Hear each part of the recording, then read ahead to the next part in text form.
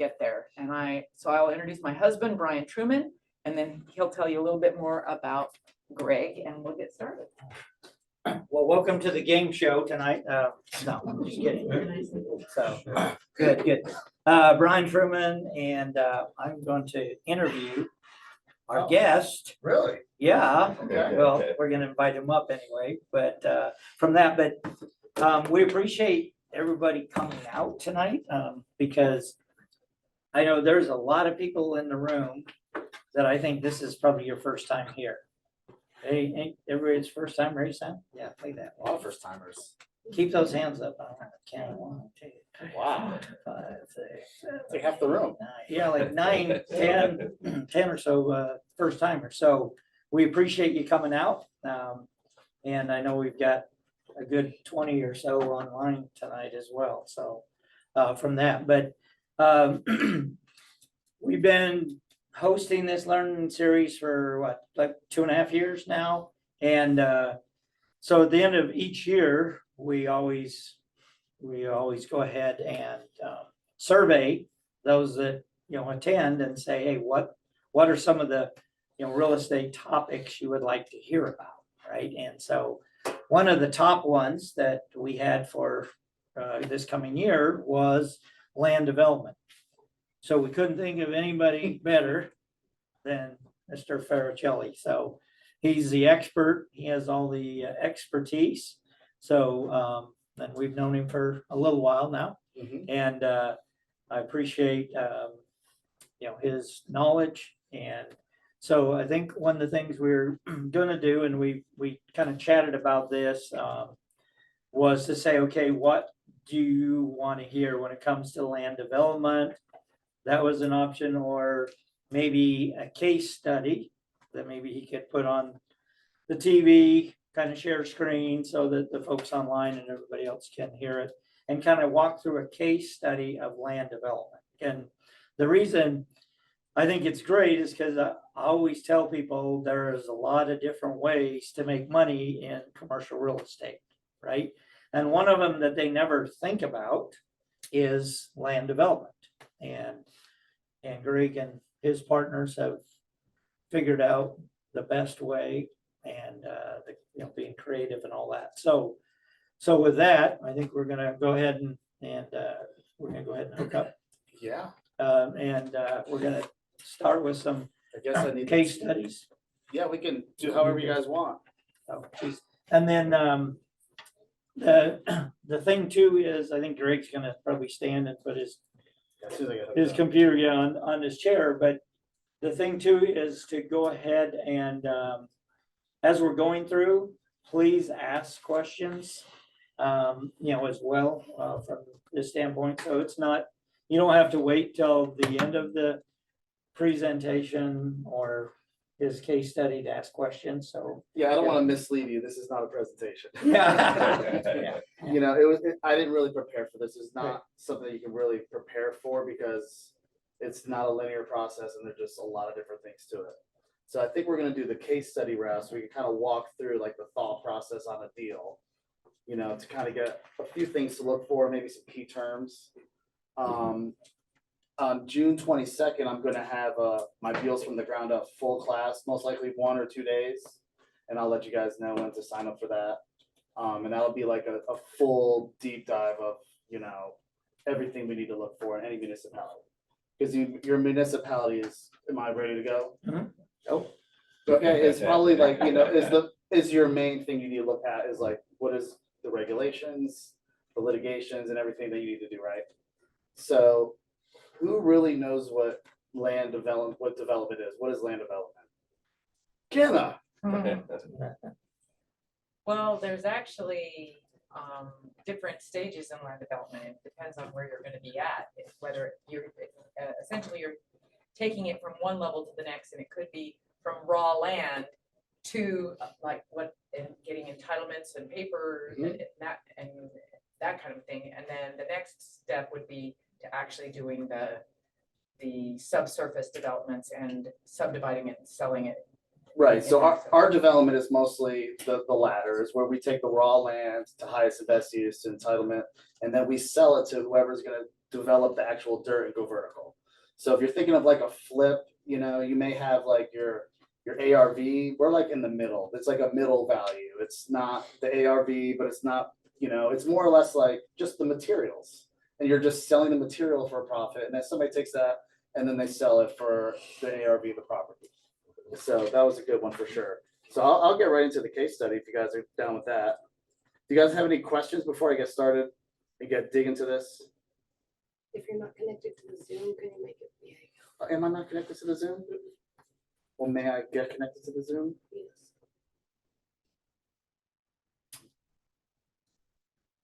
I guess I have to go on my Facebook and find that link.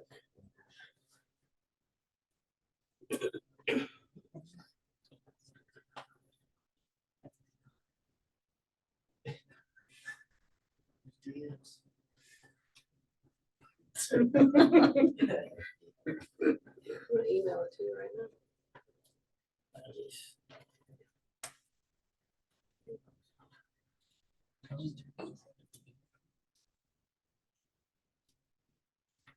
Recording in progress. Okay. All right. Well, I think that we should be good. All right, let me minimize this. Is this good? You see what you need to see? Yeah, I'm gonna make you so you can share. You should be able to share your screen now. You're gonna need to maximize it to share your screen. Where do I share my screen?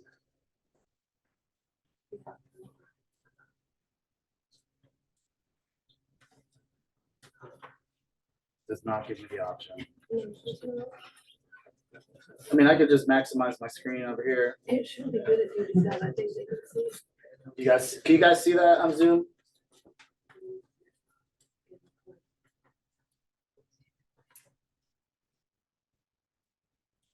Did everybody see that? They can't see. I'm gonna go anyway. You guys go. I'll just explain this screen to everybody that's here. Are you guys all familiar with Nashville's parcel viewer? Yeah, mostly. Okay, good. A lot of people aren't, so I just want to make sure that this is like the first place you're gonna go when you want to look for anything. You know, you're gonna play with the layers, find your, you know, you got your topo, your boundaries. A good one to go down to is slopes, so you can see all your problem slopes, and you can see in that our subject property, which is this pink, we have some of those slope issues. So your stormwater drains, of course, and then we got your there's another one. Yep, you'll have the neighborhood policies on one of these too, and that's the first place to go. So the subject property is 411 West Trinity. I want to say we purchased it because it's been combined since then. I think we bought it in 2021. I was doing a text campaign, and at the time, there was a coming soon car wash sitting here for like years. You had to sign up. So texted him, said, "Hey, do you want to sell it?" He said, "Yes." I'm like, "Really?" And then, so the first thing you want to do is you want to go on here and see like, what else does this guy own? And at this time he owned, all of this was 2 parcels. I'll show you the old plat. Let's go to the, let's see, where is it? Okay, so here's the old plat. I don't know if y'all can see that or not. So we got this, this is Monticello on this side. This is West Trinity. So right now, all your major frontage was on Monticello. So every city has a major collector street plan. So if your majority of your frontage is on a major and collector, then you can do adaptive residential. Term you need to know is adaptive residential. Adaptive residential is like, basically you can squeeze whatever you want for residential zoning, and the parking requirements are half. So we had the zoning line was right here. So this was all zone CL. This is a Dollar General. This was zone CL. And then this was also just together, but this was in a neighborhood policy of residential. So basically we have over here, so you want to look at like your encumbrances, basically anything that could cause an issue. So you're originally looking at this, you can see right here, this is a driveway easement, half on our property and half on Dollar General.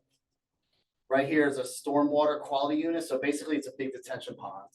And basically you have to go to the city and figure out what is this detention pond from? Is it from the houses back here that go into there? So you have to figure out like what services that pond and can you move it? You know, whatever you need to do. But you can see right here, we have an electrical easement, and all that really is there's a pole right here and the wires connected to the other pole going that way. So that means you have to have a setback off of that. So we saw those things. We're like, okay, so what could we do? So this was all one lot, half residential, half commercial, and this was commercial. So basically, the first thing we want to do is try to talk to NES to relocate the power line. That never happened before the sale. Don't know if it's going to happen. But the big value add was being able to separate this residential right here and then just make this all one CL. Because now what it does is the frontage goes away over here and the frontage is now over here. And as you know, West Trinity is a major collector. So we got our adaptive residential and then we were able to split it off into, well, you can only do the maximum density over there. It's RS 7.5, so 7,500 square foot lots. We were able to get 4. So here we got the 4. We got the new property line. And so this is like, so basically we're like, okay, let's send this to our engineer. You know, what could we do with it? So then I want to say that's when it turned into this. So now you've got the 4 lots there. This is all CL. You got your easement, you got your detention pond, and you've got your drive or your easement. Yep. Questions? How did you approach the seller? You realized he had all of that I land, just sent a text. right? But when you, Answer your question? Greg, I got a question. Did you put this in contract before you started doing all this work? Great question. So basically, oh yes, definitely we did. So we had the contractor, it was $1 million. I don't remember how long we had on due diligence, maybe, we usually, so you have to look at what you have to do. So this one, you have to go through the subdivide to split this off. You have to go through your hearings. It's more administrative, but you still have to go through that hearing process. So you want to make your offer kind of contingent upon and match those same timelines. So the first thing you do is like, okay, you go online, you say, when's the next hearing date? And let's just say it's June 3rd. And then if you go on the grid, it'll say, well, first reading is this date, second reading is this date, and third reading is this date. So then we make our contingency based upon that third hearing. And then we usually do a closing maybe a month or so later, depending on, with some built-in extensions. So give or take, you're looking at what, like 9 months or? Yeah, sure, 9 months to a year is Okay. average for sure. I mean, there's some right now that are 2, 3, 4 years. Well, So you mentioned at the beginning, you know, hey, this is like the middle rung, right? You're not getting ARV, you're getting the materials. It's very clear to me, ARV, what we need to be in it at, how much rehab, you know, blah, blah, blah. How do you know, like, how do you underwrite work backwards from the middle value? Because you're changing the use potentially. So that's a good question, and the answer is we don't. So we kind of speculate. So the first thing you need to do is figure out like who's my end buyer of this product, right? You look at this, okay, so now it's time to go, we'll get to that in a minute, but now it's like, okay, now it's time for concept. It's like, now what do we do with this CL lot? So we need to talk to Andrew, our engineer, and then we talk through some of these different scenarios. So here's one scenario right here, where it's basically like all commercial here. There was a height restriction, I believe it has to be 3 stories, I think it's 3 stories. And this was gonna have structured parking underneath, and then this was gonna be all commercial. So this is your commercial concept, right? So you look at your area now, this sounds like it could be highest and best use, right? I mean, you got commercial, you've got dollar store right there, but is it really highest and best use? I don't know. That's when you take your analysis to figure it out. So since we don't know that, we just kind of skim through, it's just some commercial, this would be just box it out, basically your unit count, 1 bedroom, 2 bedroom, some of these are studios, 1 and 2 bedroom, stacked flats. So you're kind of just boxing it up, and you have to go congruent with your parking. Like you got to kind of work backwards from your parking requirements. Luckily, it's adaptive residential, so we didn't really, we could just cluster it all in. And this is just one concept with that middle piece. And then this is a mixture. So now we have 4 boxes, 4 rows of 4 boxes for townhomes. So now you've got residential in the front, and you see how we're using their access easement. We're taking our half of the access easement and we're going into, for drives and stuff like that. And then you still have that same commercial. So that's B, option B. It's part of B.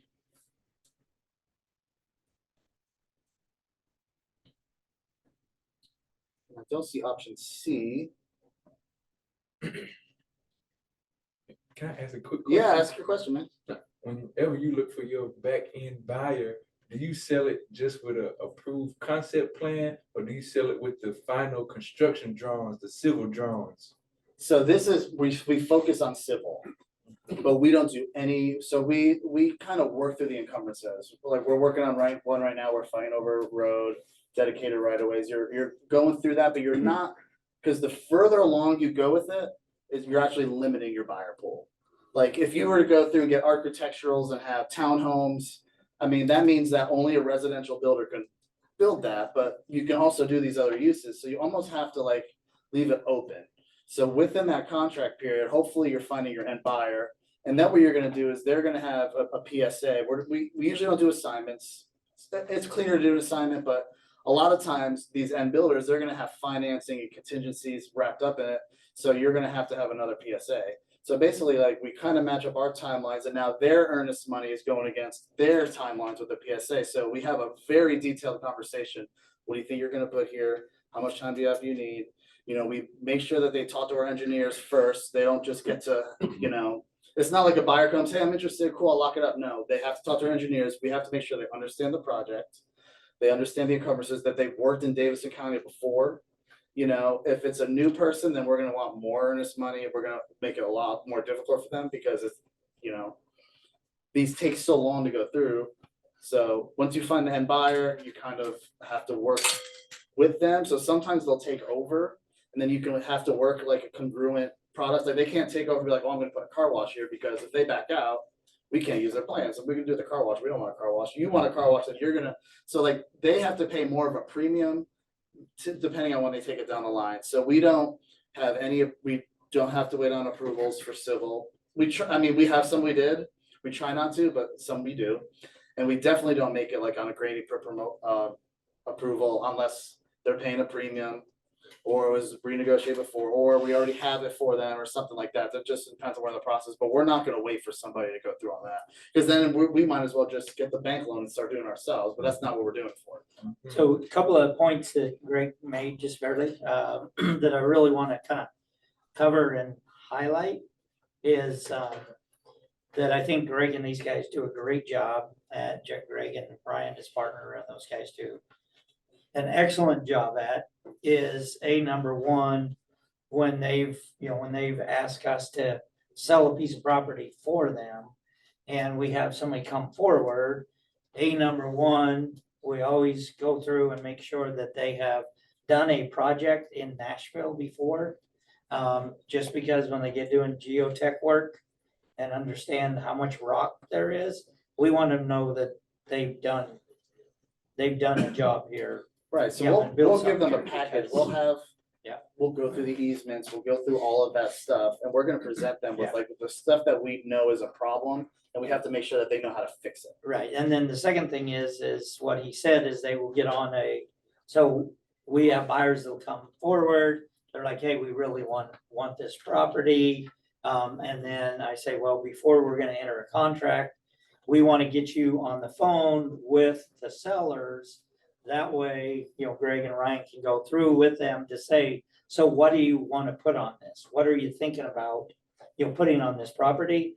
Because of the fact that they have went through and worked with the city, so they know what can and can't be put on the property. That way, they're not gonna waste, or we're not gonna waste time putting a property under contract that they can't build whatever they want on it. Right. Yeah. So we clear those guys out of the way immediately, right? So Yeah, they do a great job at doing like, that. they don't have secret.